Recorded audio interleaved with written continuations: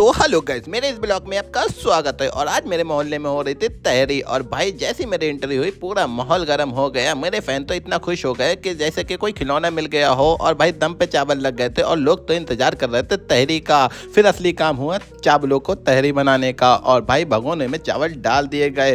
फिर मेरी नज़र पड़ी पर वसीम भाई पे, और वसीम भाई तो डायरेक्ट दिल्ली से तहरी खाने ही आए थे। और मौसम इतना सुहाना था कि कुछ कहने की बात ही नहीं।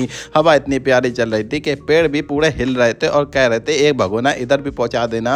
फिर आरफिन भाई की नज़र तो भगोने ही पे थी, और प्यारे की नज़र तो भगोने से हटी नहीं रही थी, जैसे किसी लास्ट मैच का लास्ट ओवर देख रहे हो। प्यारे का दर्द मुझसे देखा नहीं गया। फिर मैं पहुंच गया चावलों को दम में लगाने के लिए, और जैसे ही चावल दम में लगे और फिर कहानी स्टार्ट हो गई।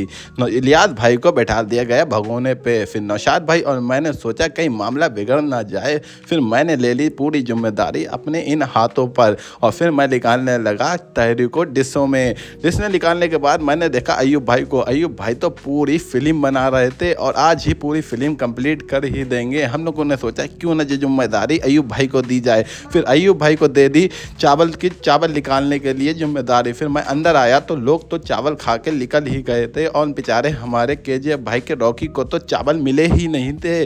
और फिर भगोना चढ़ा भी था, और आसिफ भाई पे मैं पहुंचा, और आसिफ भाई तो ऐसे प्लेट छुपा रहे थे जैसे कोई प्लेट छीन के इनसे भाग ना जाए। फिर आखिरी में एंट्री हुई सनी की, और सनी तो इतना लेट हो गए थे कि भगोने भी खाली हो गए थे। मैंने पूछा सनी भाई क्या तहरी खाने आए थे या भगोने मांजने?